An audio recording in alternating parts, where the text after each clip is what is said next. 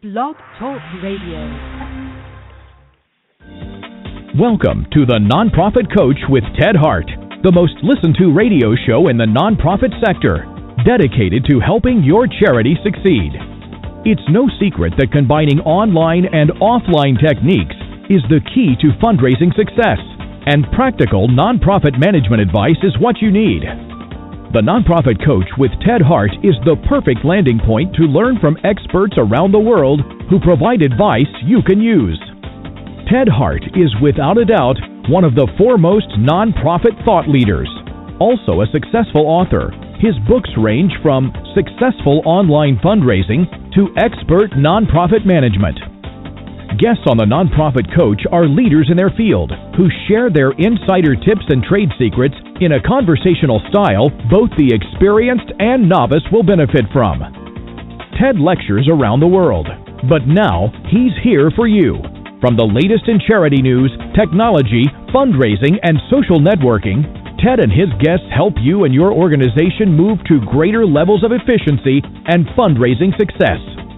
This is a live call-in show. Add your voice by calling 347-324-3080. After the show, you can find all our podcasts at tedhart.com. Click on Radio. Don't forget to dial 347-324-3080. Now, welcome the host of the Nonprofit Coach, Ted Hart. And thank you for joining us today here on the latest edition of the Nonprofit Coach. It's a pleasure to be here with you today. As the announcer mentioned, you can call in and ask questions of our Page 2 expert, and that number is 347-324-3080. You can also join us over in the chat room. I see some folks over in the chat room. You can ask questions there, or you can email me your questions today at tedhart@tedhart.com. As always, here on the Nonprofit Coach, we start with Page 1 News.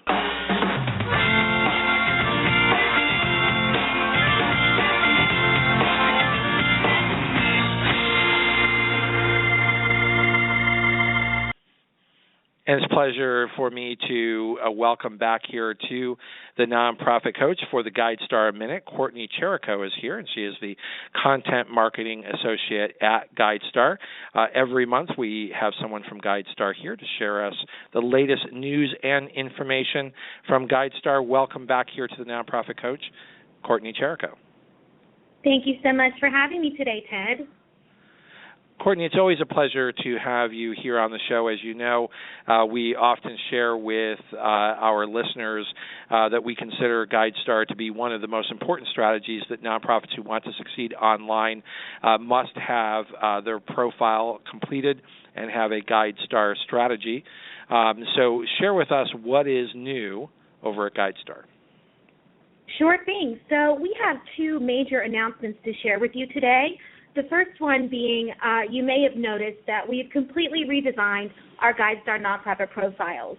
They have enhanced presentation and clarity of organizational information, and you really want to check them out. We thought, what is going to be the best way to share a nonprofit story in 2016? And so that's why we've gotten rid of simple financial metrics like the overhead ratio, and we've included interactive graphs to highlight organizational growth, revenue, expenditures. We even have diversity data of employees, so we really encourage everyone to visit our website and explore these new pages.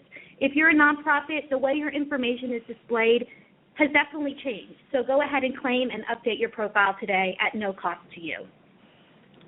And once again, I'll just share with everyone that one of the 6 pillars of success for nonprofit organizations is a strong GuideStar strategy. What Courtney is sharing with us today is that strategy is now enhanced, and there are more tools available to nonprofits to tell their story. In fact, we consider here on the Nonprofit Coach GuideStar to be the number 2 most important thing that you can do online, and that's right behind having a well-designed website that is web and mobile ready. So these new tools that are available, this is self-serve? Yes, this is self-serve. And so it's very easy. You can get to the bronze level with our new nonprofit profile in 15 minutes or less. We also have this great new tool called the GuideStar Community. You can access that at community.guidestar.org. It's really a forum for stakeholder support. So no more back and forth email. Go ahead and type whatever question you have right into the homepage, and we've pre-populated these questions with answers from our stakeholder support team. Users can also input their own answers, and we really want to build on the nonprofit sector, and we're going to have forums launching in April, so a lot of great stuff going on in our community right now. So benefiting from some of the opportunities online for sort of a social community of those who are users of the GuideStar platform. That's brilliant. Thank you so much, Ted. We're very excited to have launched Phase 1 just in early February. Oh, that's terrific. What else is new at GuideStar? Well, things are rolling along. We can't say too much, but the way we use our advanced search for our website may be changing, and we may have some, very exciting. And, of course, there's GuideStar Platinum, soon to be released, which will be the next level up from the Gold profile. And this will really share organizational stories in a quantitative and qualitative way where you can write your own descriptors and really share it how you want your stakeholders to view. Well, these are, again, very important tools of transparency. But just, for those who may be new or somehow have forgotten, one of the reasons why we hold GuideStar as such an important strategy for both beginners and novices in the internet space for nonprofits is because of the vast audience that GuideStar has in the funder and philanthropic community. Can you give us a sense of what those numbers are and how many people are using GuideStar today? Absolutely. We have over 7 million annual site visitors, and that's a range of grant makers, grant seekers, individual donors, researchers, and we also have over 120 data distribution networks. So your GuideStar profile information is pushed out through other websites. And really, it's all about managing your online identity, Ted, and the best way to do that is to update your GuideStar nonprofit profile. Because funders are looking for independent information and qualitative information from the charities themselves, which is part of the reason why the community that you have of over 7 million folks coming to your website. But, obviously all of your partners are important, and we don't probably have time to list them all. But just give our listeners a sort of a thumbnail of what are you talking about with partners who are using your data on their website? Sure thing. Well, the biggest example would be Amazon Smile. If you go, when you're regularly doing your online shopping, go to smile.amazon.com, and that way a portion of the proceeds will go to a charity of your choice, and that is powered through GuideStar. So the more information you have on GuideStar, the easier it is for people to, donate to your cause. So, again, lots of people over on Amazon that can access that. What are some of the financial groups that rely on your data to power their website? We have a lot of accountants that use data to power their website, and, we have just a whole bevy of stakeholders, so I really encourage people to update the information and make sure that you have the most up-to-date information for philanthropists. Courtney Cherico, thank you so much for reminding us why GuideStar is an important and smart strategy for nonprofit organizations, and we look forward to having you back here for the GuideStar Minute next month. It's my pleasure, Ted. Thanks so much. Take care. So that's wrapping up Page 1 News. Obviously, you're all here today to hear from the Atlas of Giving about the predictions of fundraising for the future. So let's head on over to Page 2.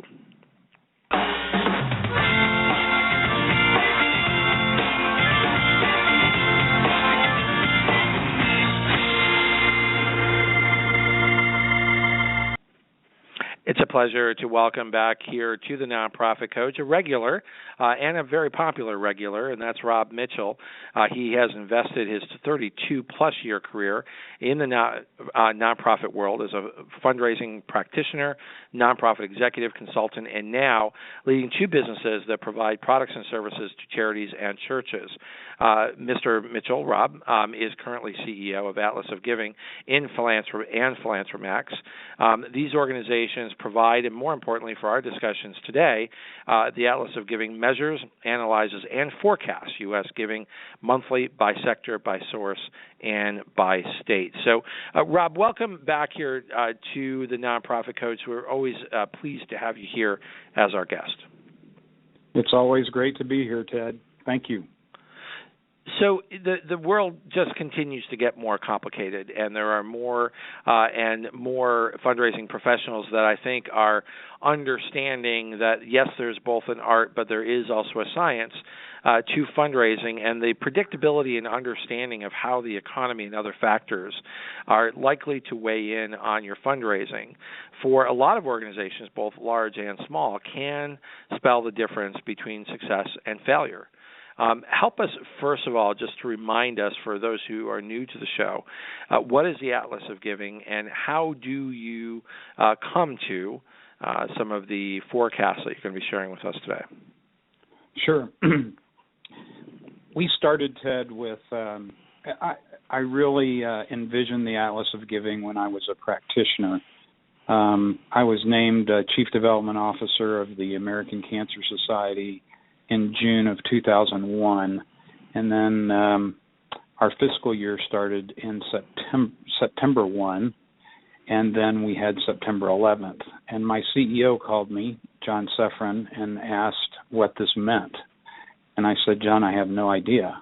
It can't be good, but I have no clue about how bad it will be or how long it will last. So it bothered me that I was not able to answer his question with any definitive answer. And we spent a little time at the American Cancer Society trying to build a model. I had one of my board members take me aside and say that he really felt that charitable giving was directly tied to specific economic, demographic, and event factors. And if we could identify what those factors were and their relative strengths, we could build our own benchmark. And I always thought he was right. We just didn't have the resources to do it. So when I left the society in 2009, I hired a team of 25 PhD-level analysts and statisticians to work with me in building and testing what economic, demographic, and event factors were involved. And I gave them initially 54 factors. They nearly doubled those. And this was a company that does work for Fortune 100 international companies all over the world. And they came back after 6 weeks and said, we've never seen this before. But for the I also gave them 42 years of published giving data from Giving USA to use as a marker to test against. And so they came back after 6 weeks and they said, we've never had this happen, but we've identified exactly what factors affect charitable giving and their relative strengths. And we have come up with what they call a coefficient of correlation of 99.5%.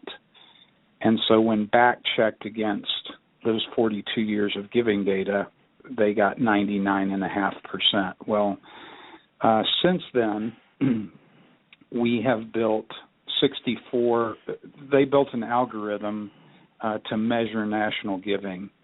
And since then, we've built 64 different algorithms so we can measure giving by 9 sectors, 4 sources, and all 50 states plus D.C. And so bottom line, what you're saying is that giving or the growth or the change in giving is relational to other data sets and other forces.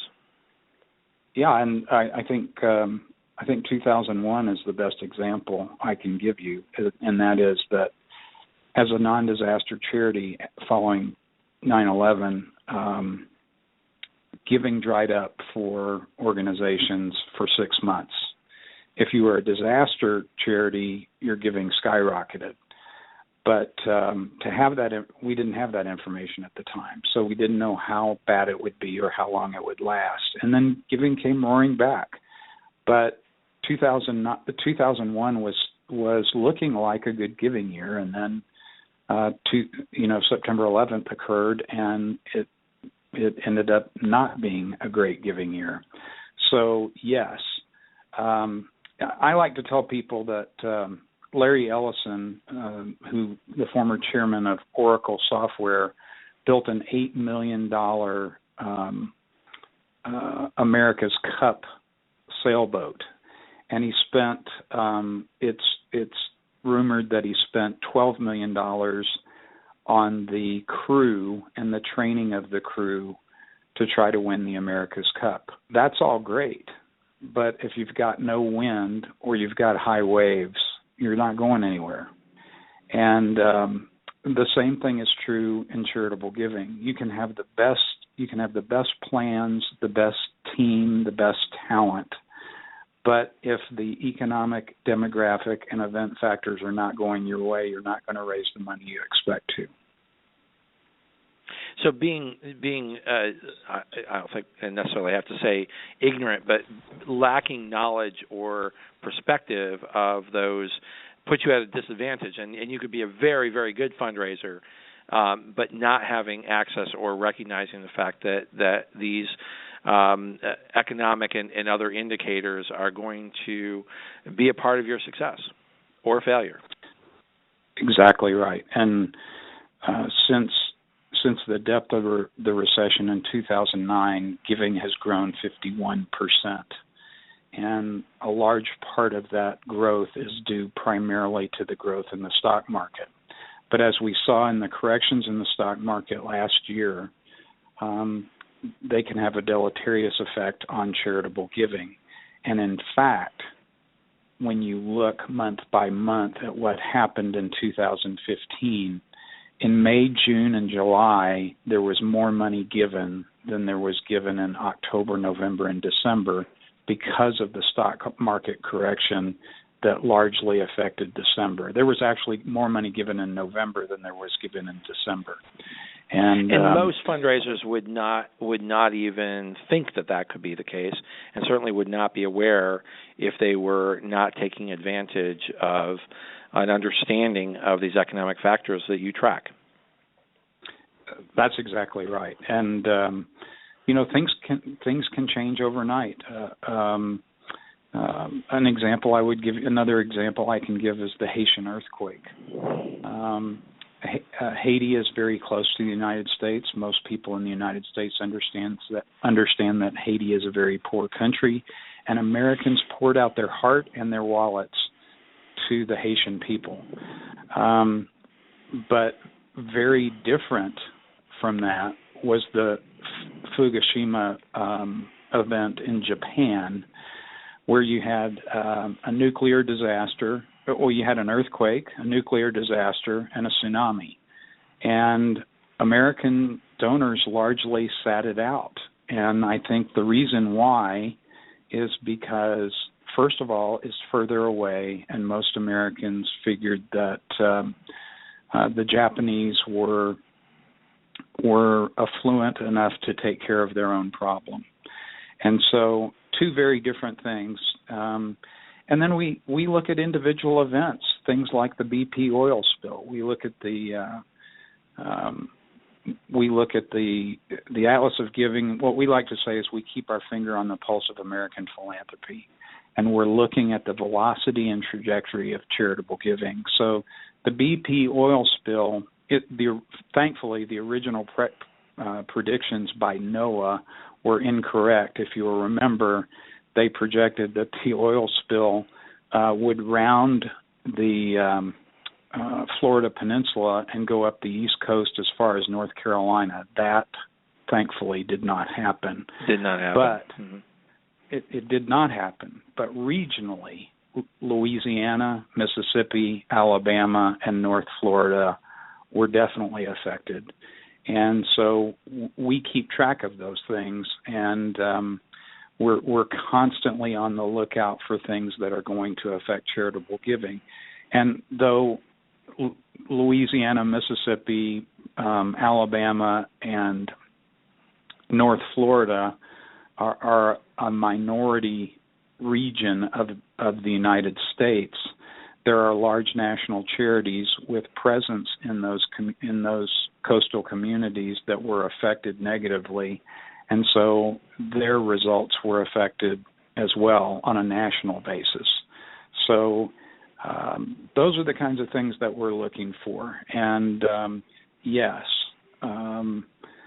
lots of times you can be the greatest fundraiser in the world, but if somebody's stock portfolio was at $100 million and has dropped to $10 million, your chances of getting a gift right now from that person are not very good.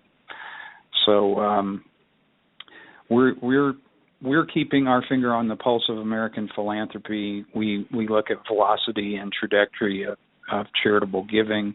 We produce a monthly free report that's available at atlasofgiving.com, and anyone can go there. It's just with your email address, you can get a copy of the report. And what we've learned, and we also have the only forecast of charitable giving by sector, source, and state in the United States. And what we're learning is that those charities and the groups that serve them, if they are nimble enough to look at the forecast, our forecast is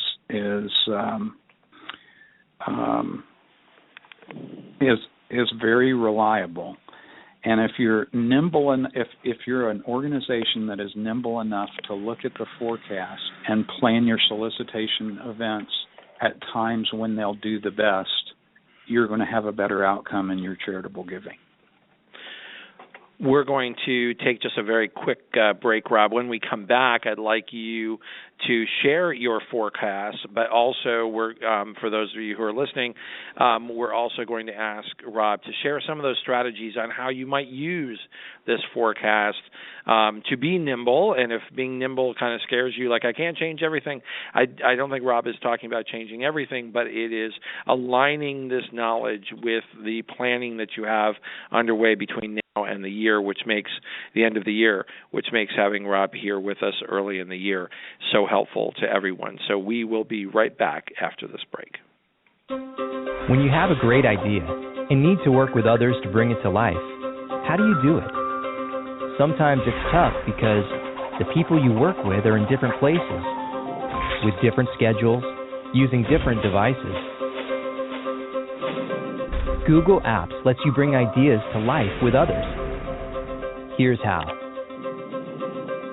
Start with email that offers more. Gmail does more than send and receive emails. It connects people and lets you chat instantly while viewing a snapshot of your team's relevant activities and access to everything they shared with you. With Google Docs, there's only one version for everyone to work on. Share easily with the right people without email attachments or compatibility hassles. And work together on the same docs at the same time in a way that simply makes sense. Edit and interact easily with integrated social commenting.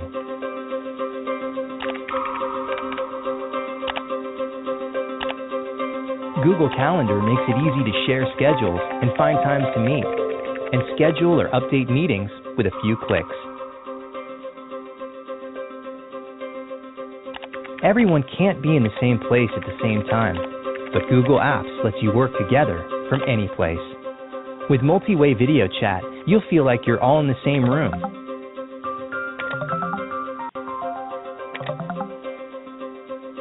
While screen sharing and integration with Google Docs lets you work with more people from anywhere, on any device, even on your mobile phone or tablet. Work with any team at any time, from any place, on any device. Google Apps. Work in the future, today. To learn more, go to google.com/apps.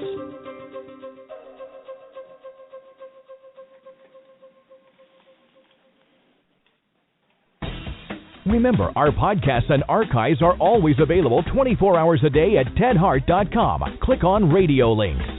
If you're listening live today, the phone lines are open. Call in and ask a question by dialing 347-324-3080.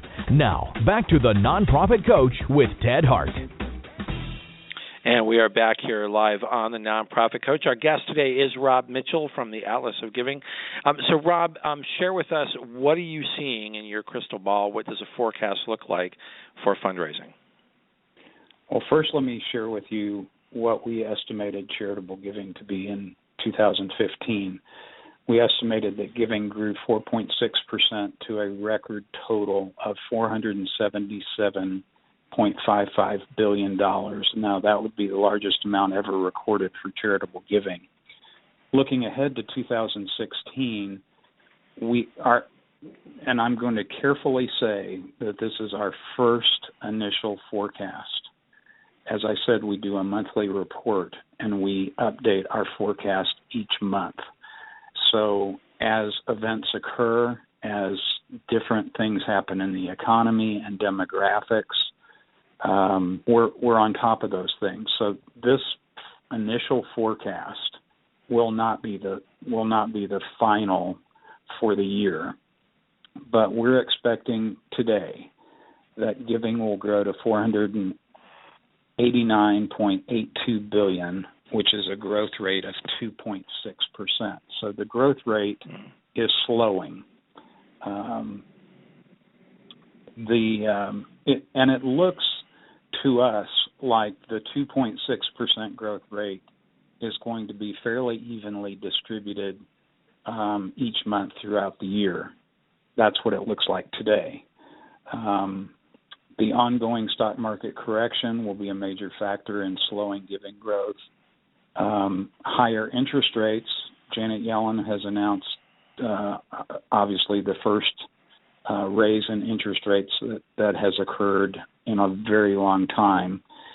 And what comes with growing interest rates, unfortunately, is what follows is growing inflation. And if you think about it this way, 73% of all gifts made in the United States come from individuals. And so that means it has to come from one of two places with individuals. It has to come from discretionary income for most, or from their assets.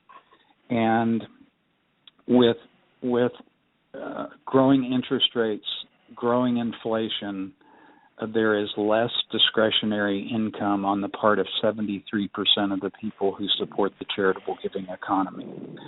So that we see as a factor in slowing the growth of charitable giving in 2016.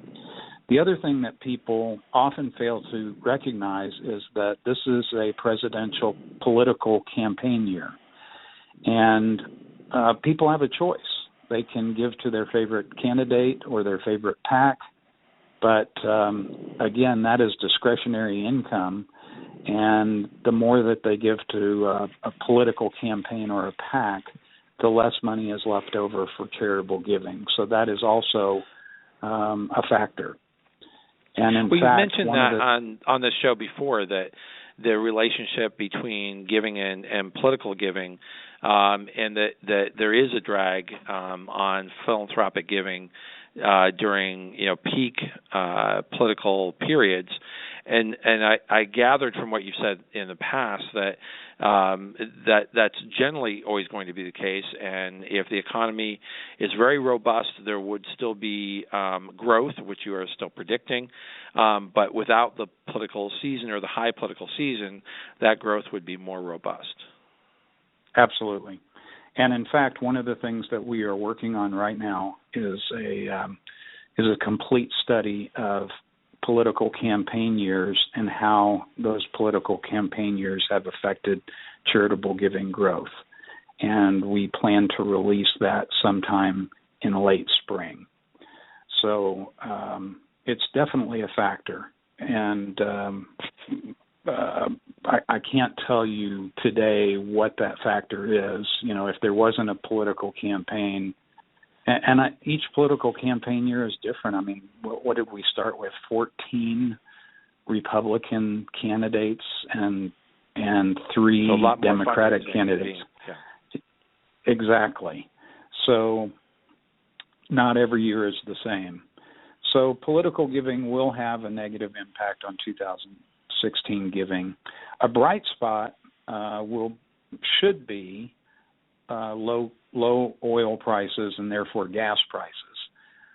Though the OPEC has announced that they're going to start slowing their pumps, which means that rates will rise somewhat. We're experiencing very low gas prices at the pump, which again creates more discretionary income and therefore more opportunity for individuals and corporations to make gifts to charity. So it's those are some of the things that we're seeing. I would say our recommendations for 2016 are pay close attention to stock market activity, take advantage of a rally with a campaign to major gift donors, reconnect and is that with one of the biggest movers to your numbers? Is it the major gift donors? Is it the effect of appreciated stock that hits the bottom line of your forecast more than trends of online giving or annual giving, special events, things of that sort, in terms of moving the needle? Yes, because as you know, it's the 80-20 rule. So if 20% of your gifts are coming from or if 80% of your giving is coming from 20% of your donors, those donors are going to tend to be the ones that are involved in the stock market and are also holding real estate. So the stock market is a huge factor in charitable giving, and it's not for everyone. Churches and very large charitable organizations depend on lots of small gifts from lots of donors, and they're more affected by employment rates than they are the whatever's happening in the stock market. Colleges and universities, arts organizations, health organizations are more affected by the value of the stock market. So you've got to look at it. I mean, our largest sector still is churches, and so 33% of all gifts come from are going to churches, but those are coming mostly from lots of small gifts from lots of donors. And so when unemployment is high or there is underemployment, they're affected. The same thing would be true with a large national brand name charity that does lots of special events, does lots of direct mail. They're hitting smaller donors for smaller gifts, and so they're going to be more affected by employment numbers than they're going to be affected by what's happening in the stock market. But our second largest sector is colleges and universities, and they're dramatically different. They operate dramatically different from churches and large national charities because, first of all, at the depth of the recession, the unemployment rate for college graduates was only 3%. And so college graduates tend to stay employed, number one, and number two, they're the ones with the highly appreciated assets that they tend to give in campaign modes, which is largely how colleges and universities raise their money. So which sector in the economy that you're forecasting, the philanthropic economy that you're forecasting, which sector is likely to do best in the remaining 10 months of or so of this year? Well, actually, it's the smallest sector that we measure, and it's the environment. Because we've heard so much about the environment, because so many people care about the environment, it has always been the smallest sector, but we're projecting a growth rate for the environmental sector at 5.2%, as opposed to 2.6% for all sectors. And they will continue to do quite well. Foundation giving is going to continue to do well, mostly because the growth in the stock market that was experienced since 2010 really inflated their asset portfolios, and so when you're giving 5% of a larger amount, it lasts for a few years, and so foundations are a good place to raise money. And I would also say that because of the decrease in our unemployment rate, that's having a great effect, because, as I've said before, 73% of all gifts are made by individuals. So when fewer individuals are unemployed, there's more money out there to give to charities. And so with the 2%, you're saying is and it goes, I guess, with reason, is not evenly distributed. As you're saying, environment is going to do better. If you're, I guess, dependent on foundation giving, you can expect this to be a good year. But what about other sectors that are looking towards year-end giving? You mentioned that last year that didn't go according to plan, and those that were more attuned to environmental factors may have done better than others. What are you seeing down the road in terms of the smart year-end strategy? Well, one of the things we're cautioning is that church giving continues to decline. It's still growing, but it is growing at a lesser rate than the other sectors. And in fact, for 2016, what we're projecting for churches is a 1.3% growth. So it's nearly flat.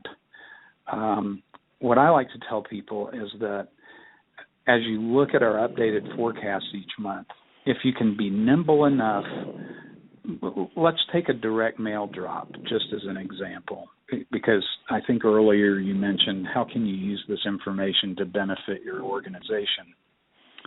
If you take a direct mail drop that you traditionally have dropped in November, and you look ahead at a Atlas of Giving forecast that shows that October is actually going to be a better giving month, if you're nimble enough to take a percentage of your mail file, and I'm not suggesting taking the entire mail file, but right. Take 5%. Okay, can I just stop you? Sure. Because before you finish, because I think it's good. So I just wanted to ask: is October, in fact, your forecast as being a better month, or is this just an example of what you might do if that were the case? It's an example of what you might do if that was the case. Okay.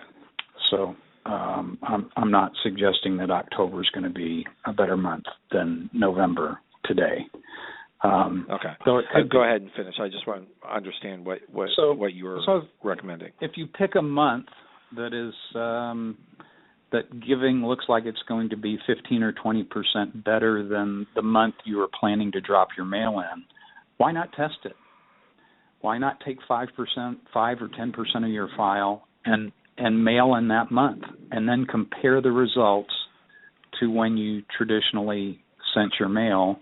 And we like to say at the Atlas of Giving, when people ask me the direct question, well, how do we know that your forecast is correct? It's all in the results. So if you're able to move a special event to a time when giving is forecast to be better, that's another thing that you can do. On the budget side, it's very important, I think, to keep track of what giving is doing throughout the year so that you can adjust your budget. Again, 2001 is a great example. 2008 and 2009 are other good examples because of the recession. And so if you keep track of what giving is doing using the Atlas monthly report, and you're nimble enough to be able to adjust your budget as the year goes by, you can either put more money in solicitation because you have a better opportunity, or you can draw back on your expenses because giving isn't going to be as good as you thought it was. So looking forward to how far out is your forecast right now? Are you forecasting for year-end strategy like you're talking about right now, or are you forecasting through the first part of the year? Help us understand where this 2% and where some of the forecasting that you're looking at is likely to want a professional to be more nimble. We forecast a rolling 12 months. So the 2.6% growth that we're forecasting today is for the calendar year of 2016. Okay. Next week, we'll release our next report, and it includes a forecast for next month, for next quarter, or the next 3 months, the next 6 months, and the next 12 months. And one thing I can guarantee you is that the initial forecast will absolutely change as the year goes by, because economic factors intervene, even political factors intervene, depending on who is elected as president in November will have an impact on. It'll have some impact on giving. One of the things we've noted is that the bigger government is in a particular area, the less charitable giving is in that area. And one specific example I would give is with the enactment of Obamacare, we saw an immediate decline in health giving. And we had anecdotal stories of businesses. For example, Chico's always did a Children's Miracle Network solicitation, and after Obamacare was passed, they had their customers, they would solicit their customers when they came in for the Children's Miracle Network, which is a system of hospitals that takes care of kids. Right.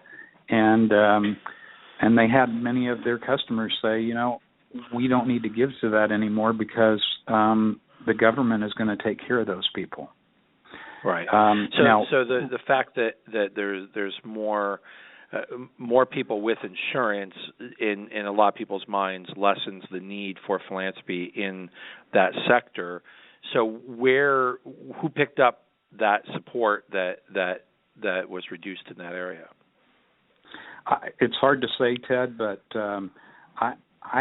I continue to look at the proportional pie of the sectors, and I keep seeing that, at least for the last few years, the environmental and the human needs sectors have been the fastest growing sectors.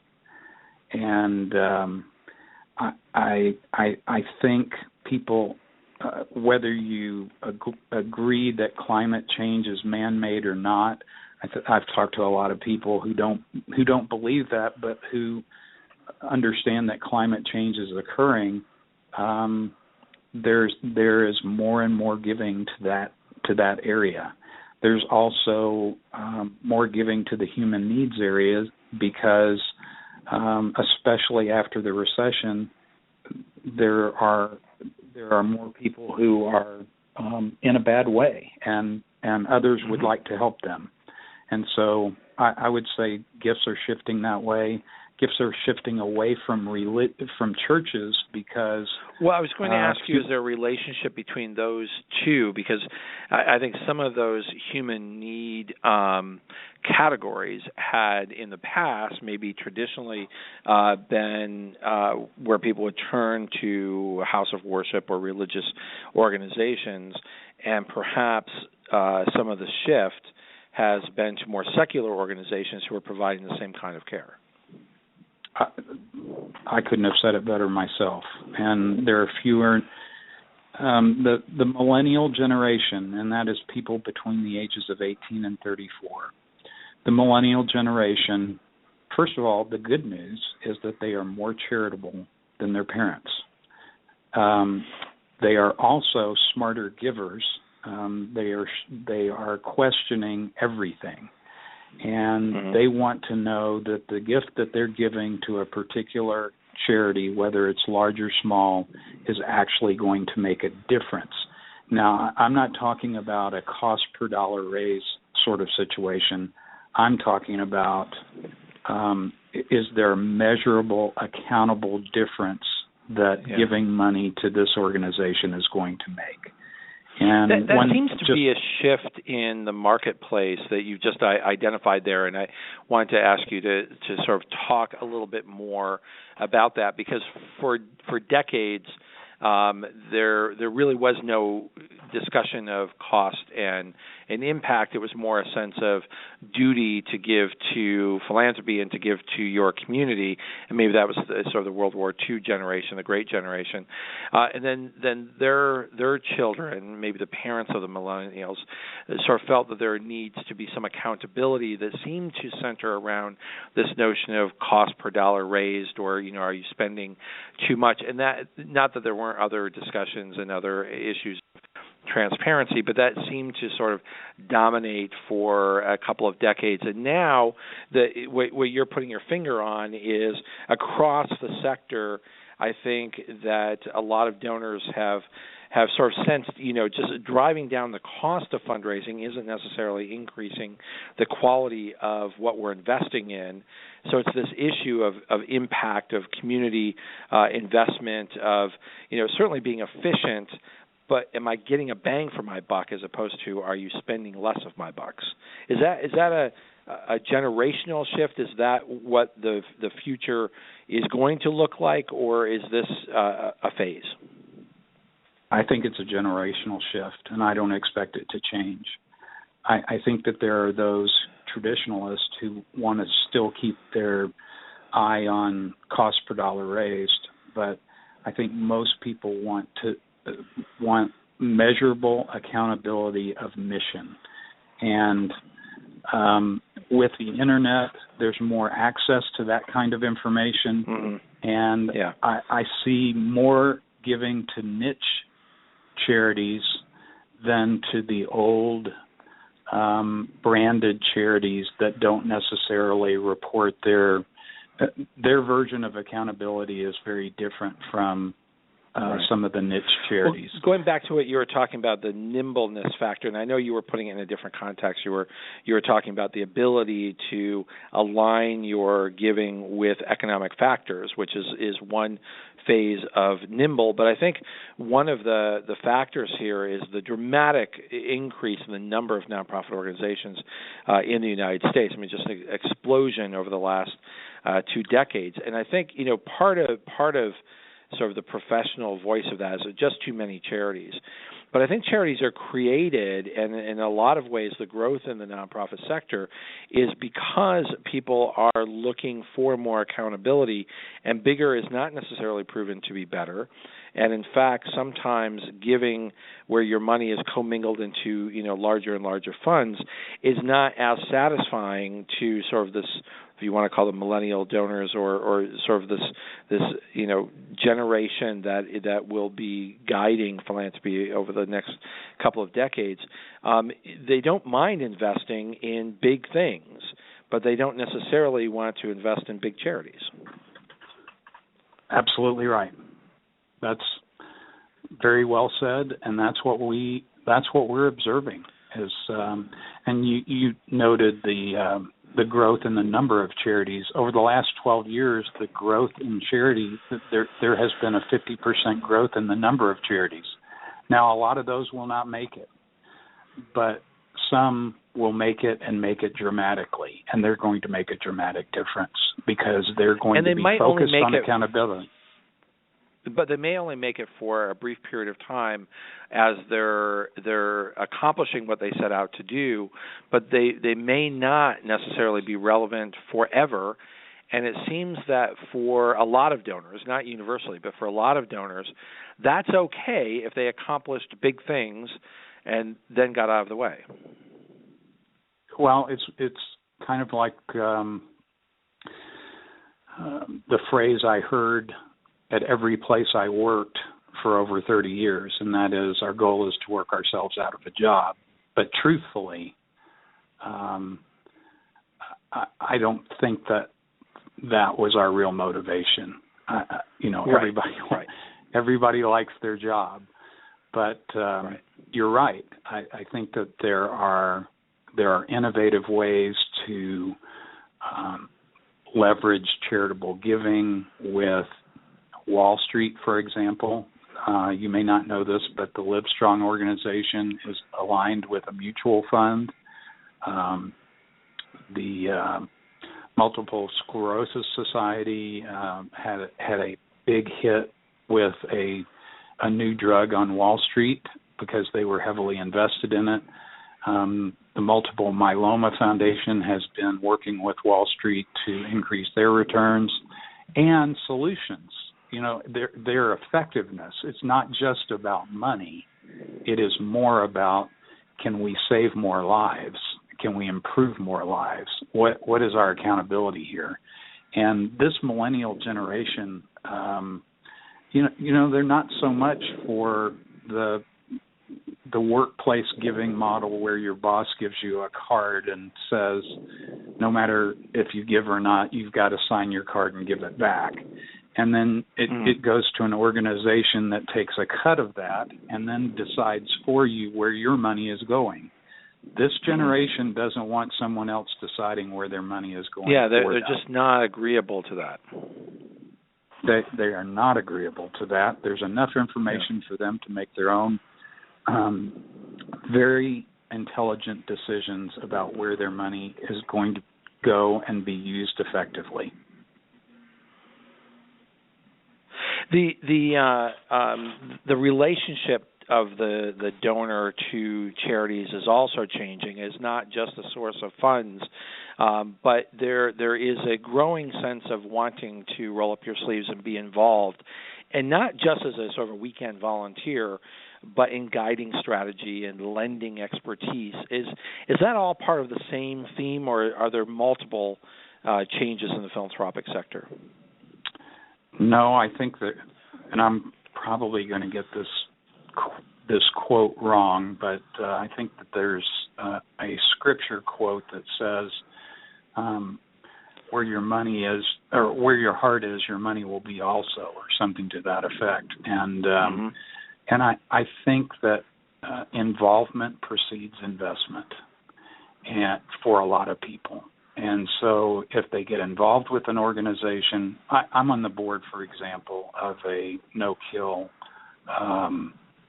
animal organization. And what we find is that people start out as volunteers long before they start giving. And I think that is a model that nonprofits need to pay attention to. Even that even still the has old legs nonprofits. That still has legs in the new philanthropic economy? Absolutely, it does. Okay, so that's a trend that continues. It does continue.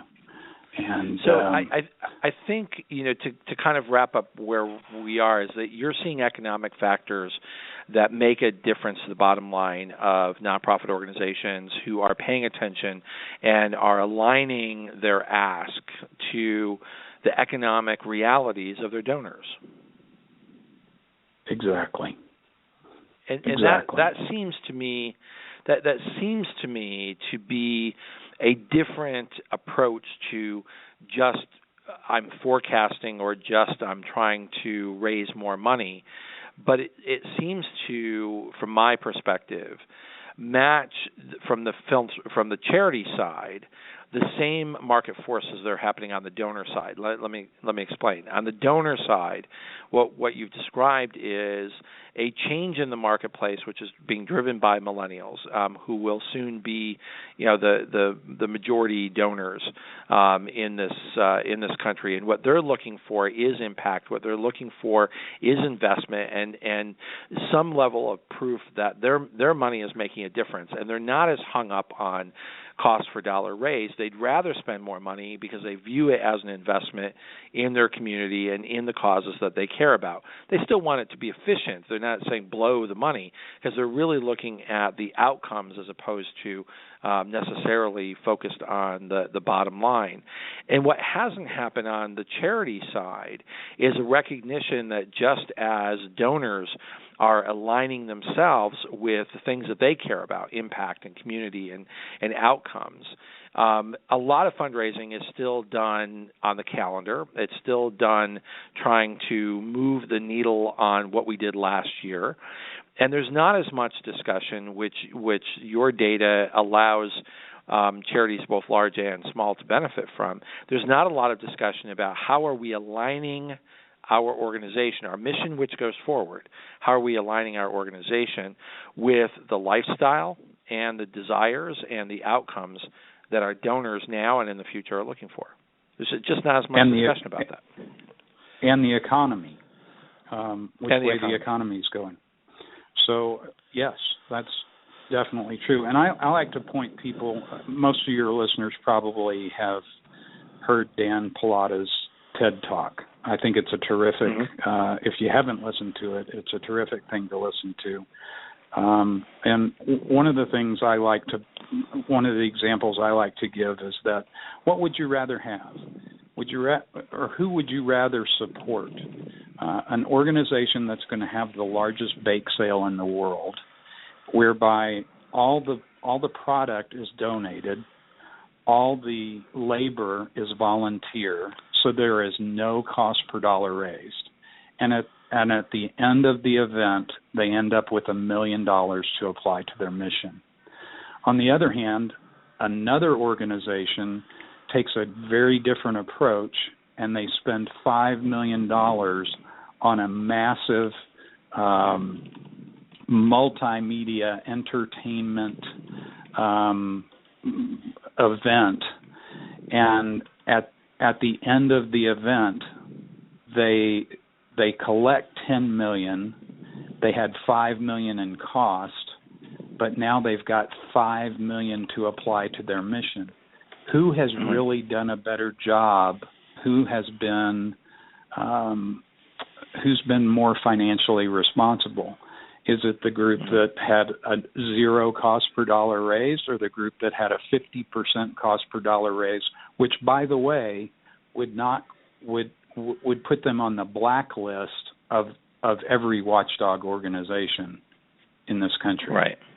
Well, and I think that's the nuance that a lot of us have talked about, that, these so-called watchdog groups have some value in that they can draw attention to certain data sets, but their analysis, sort of negates the nuance of smart management as opposed to, again, managing to cost per dollar raised. So, unfortunately, as is usually the case for us, the discussion is fascinating, and we have a tendency to go along, and we are almost out of time. So, what I want to ask Rob Mitchell, please share with my listeners how they can reach you. They can reach me at rob.mitchell@atlasofgiving.com. Our website is atlasofgiving.com. They can also reach me on Twitter at Atlas of Giving or at Philanthroman.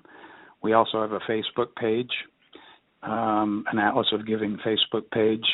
And when I say, Ted, that we try to keep our finger on the pulse of American philanthropy, every day I spend the first 2 or 3 hours of my day going through philanthropic news and being selective about what I put on what I put on our Twitter pages and our Facebook page. But if you keep up with our Twitter pages, you will have a sense of where philanthropy is going in the United States. That's great. And Rob Mitchell, thank you so much for being my guest again here on the Nonprofit Coach.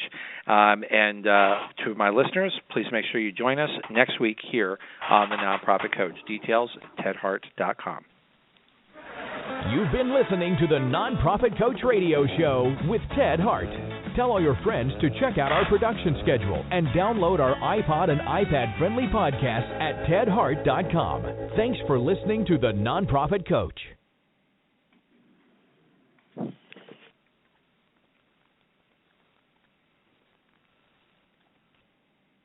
Have you Googled yourself lately? Are there negative posts from an ex-employee or from a former client? Maybe an outdated news article? Search engines don't always get it right. But right or wrong, it's your reputation on the line. That's where Reputation Defender by Norton comes in. Take control with Reputation Defender. Their cutting-edge approaches help you to wipe away unwanted information in your search results. They also promote the good stuff. You can start by getting your free reputation report card at reputationdefender.com or call 800-811-4975 to speak to an expert. Top reasons your career wants you to move to Ohio. So many amazing growth opportunities, high-paying jobs in technology, advanced manufacturing, engineering, life sciences, and more. You'll soar to new heights, just like the Wright brothers, John Glenn, even Neil Armstrong. Their careers all took off in Ohio, and yours can too. A job that can take you further and a place you can't wait to come home to. Have it all in the heart of it all. Launch your search at callohiohome.com.